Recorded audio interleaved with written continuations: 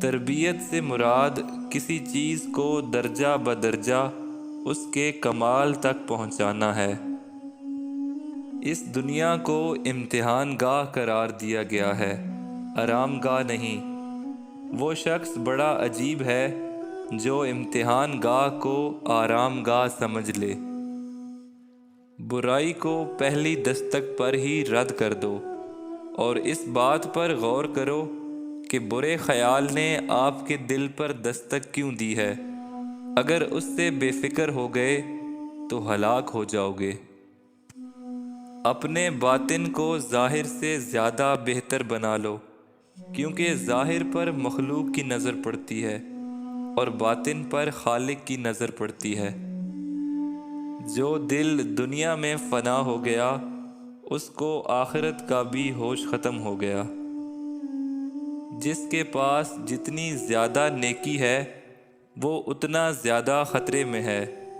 شیطان اس پر اتنی ہی زیادہ طاقت سے حملہ کرتا ہے۔ مستقل کامیابی کے لیے اس دنیا میں رہنے کو نہیں بلکہ اسے چھوڑنے کو ترجیح دینی چاہیے۔ شیطان ہر وقت انسان کے قلوب کو مریض بنانے کی کوشش میں رہتا ہے۔ اس کے حملوں سے بچنے کے لیے ہر وقت اللہ اور اس کے رسول صلی اللہ علیہ وآلہ وسلم کے ساتھ جڑے رہیں۔ نفس، شیطان، خواہش اور دنیا، یہ چار چیزیں بندے کو اللہ کی قربت سے محروم کرتی ہیں۔ بری صحبت اور سنگت دین کو کاٹتی ہے۔ آپ کے تمام اعمال اور اقوال کا اثر آپ کی روحانی کیفیت پر ہوتا ہے۔ ادب جیسا کوئی اور عمل نہیں جو بندے کو اللہ کے سب سے زیادہ قریب کرتا ہے۔ اپنی صحبت پر توجہ دیں۔ صحبت آپ کے دلوں کو سنوارنے اور بگاڑنے دونوں طرح کے اثرات کی اہل ہے۔ اللہ والوں کی صحبت اختیار کرنے سے فیض تب ملے گا جب بری صحبتوں کو ترک کر دیا جائے۔ وسوسہ ختم کرنے کے بھی مراحل ہیں۔ اس کو ختم کرنے کے لیے مجاہدہ کرنا پڑے گا۔ ان لوگوں کی سنگت، صحبت اور مجلس اختیار کریں جو تمہیں اللہ کے قریب کریں۔ دل زندہ ہو جائے تو عرش کی طرح نور ہو جاتا ہے۔ ہمیشہ انسان نفس کی خواہش کی وجہ سے سب برائیاں کرتا ہے۔ جب بندہ اللہ پر تقویٰ کرتا ہے اور مالک الملک کو اپنا سب کچھ مان لیتا ہے تو پھر اللہ اپنے سوالی بندے کو بے سہارا نہیں رہنے دیتا۔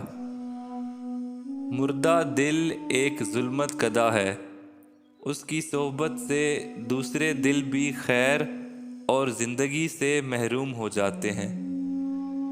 مردہ دل کو اس کی کوئی پرواہ فکر نہیں ہوتی کہ اللہ پاک میرے اس عمل سے ناراض ہوگا۔ جب منفی تصورات پختہ ہو جاتے ہیں تو وہ آپ کو کسی غلط کام کرنے کی طرف لے جاتے ہیں۔ شیطان انسان کے ایمان کا بڑا دشمن ہے۔ قلب سلیم کی پہلی خوبی یہ ہے کہ ہر قسم کی آفت سے محفوظ ہوتا ہے، پھر اس میں ثبات ہوتا ہے۔ کائنات میں اللہ پاک نے ہر انسان کو فطرت صحیحہ پر پیدا کیا ہے۔ صبر ایک مضبوطی اور استحکام کا نام ہے۔ اگر بندے کے دل میں صبر کی فاؤنڈیشن بہت مضبوط ہو تو پھر شیطان جتنا بھی زور لگا لے تو کوئی نقصان نہیں پہنچا سکتا۔ سنگت ایسی رکھو جس کی صحبت سے تمہیں رب تعالیٰ کی محبت نصیب ہو۔